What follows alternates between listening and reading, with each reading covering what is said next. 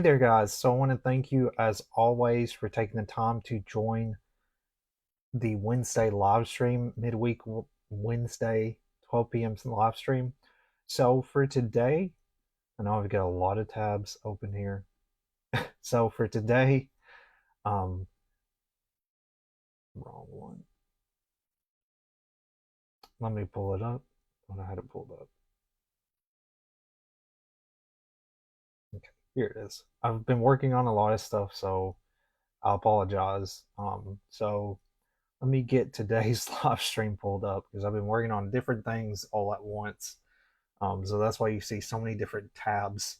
It's all the stuff that I'm working on. So, of course, for today, we're going to be talking about hydration hacks and ways to optimize your water intake for peak performance.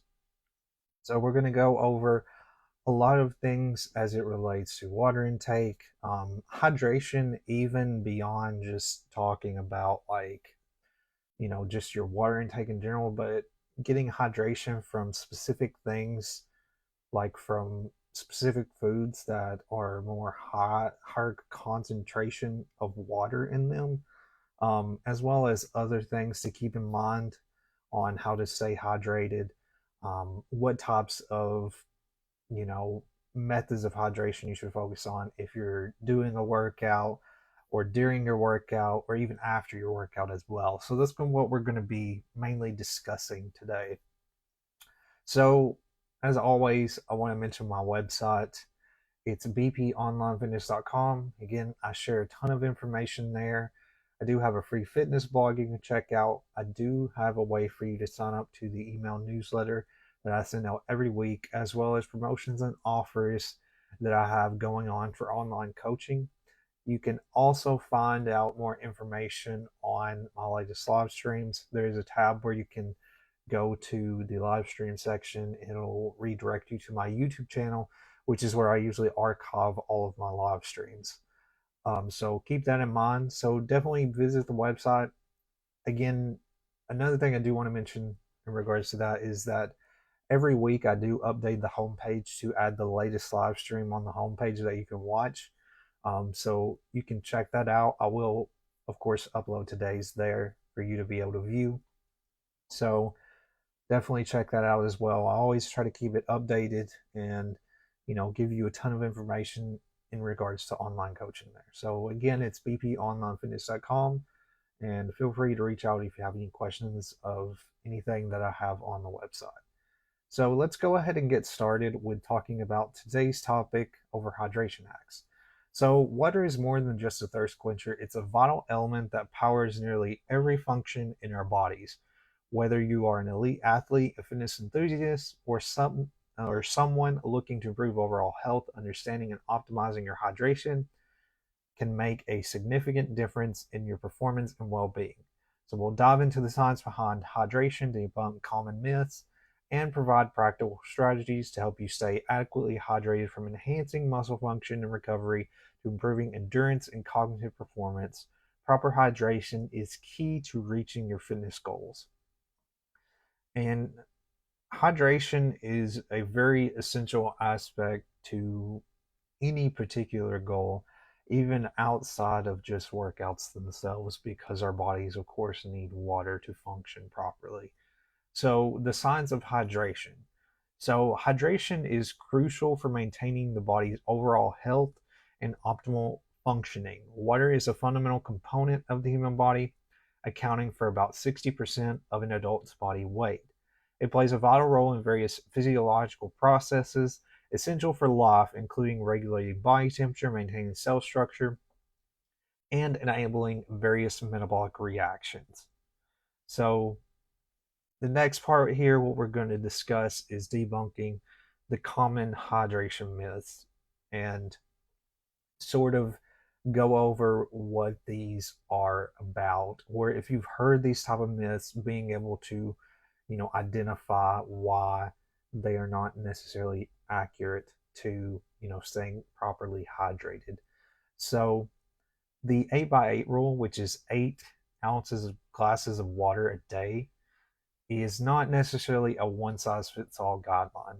So before I expand upon this, keep in mind that a lot of times, depending on your age, your weight, your climate, that water can play basically the indicator of how much water you need varies.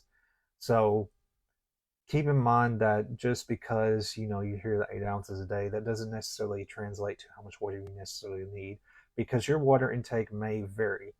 There's an app that I use to track water intake, and it's very helpful of being able to sort of know the proper range that you need to focus on as far as your water intake. And I use Water Llama. There's other apps that you can try, but it is basically asks you a few questions like your weight, your age, if you're male or female, anything of that sort, and it basically sort of gauges how much water you should be intaking. So definitely try that out. Again, it's Water Llama is what I use, and it's helped me a ton in tracking water intake. It's a really simple app. There's nothing too crazy or flashy about it.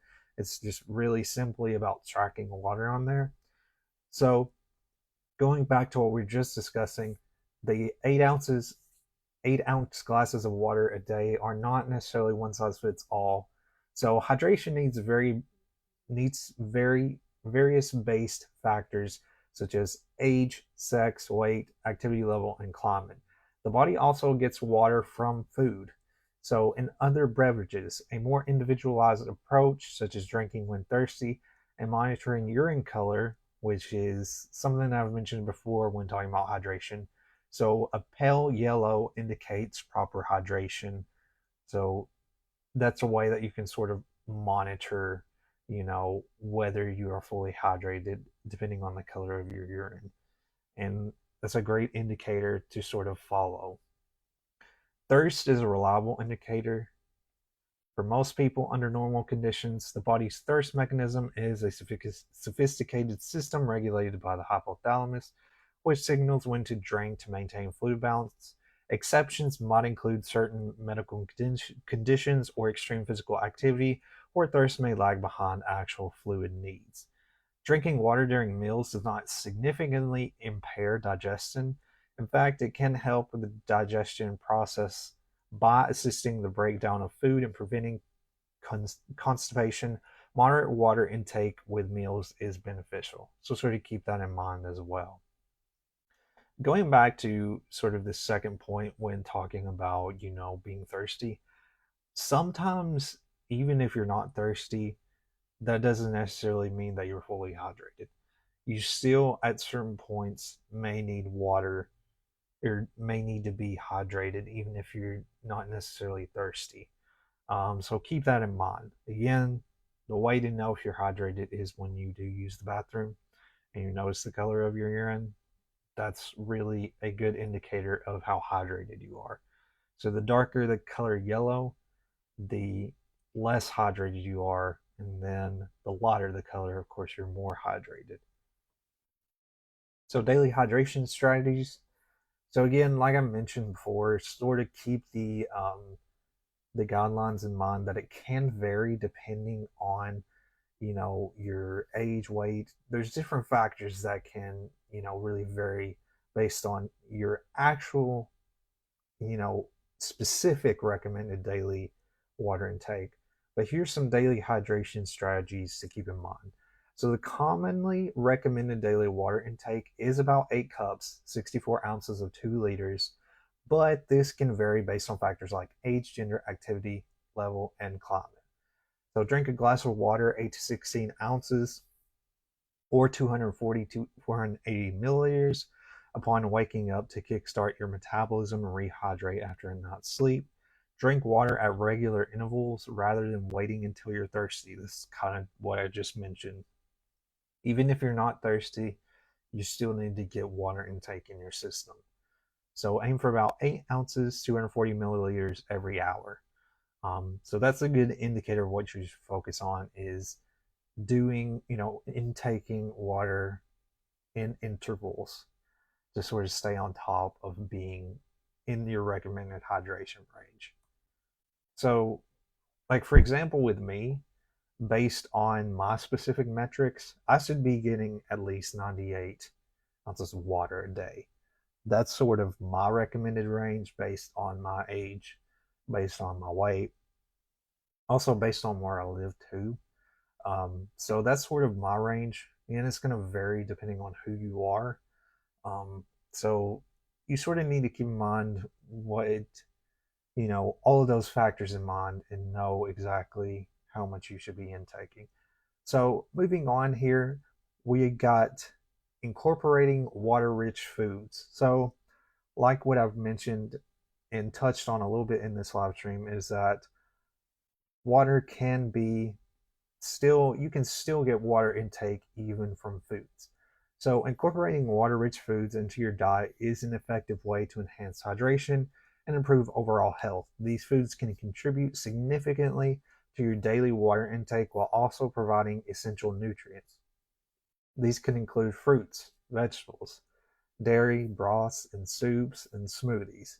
Any of these, if you're incorporating any sort of these types of foods in your diet, you are going to have some, you know, sense of hydration in those specific foods. So even if you may not be getting enough of your normal water intake, you can still get hydration from various foods.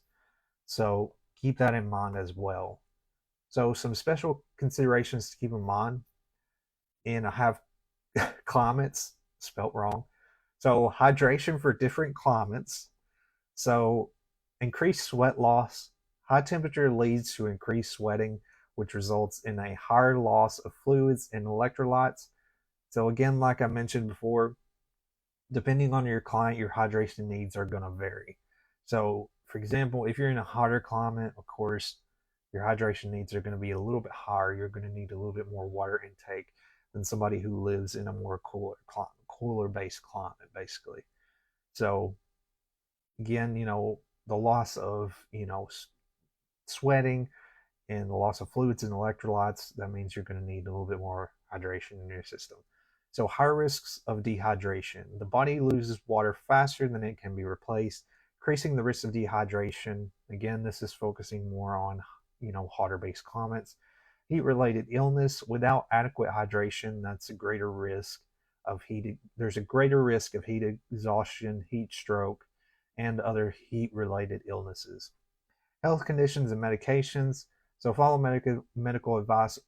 Always follow the hydration dietary recommendations provided by your healthcare provider. Of course, monitor your symptoms. Keep an eye on symptoms of dehydration, such as dry mouth, dark urine, dizziness, fatigue, and adjust fluid intake accordingly. Regular checkups.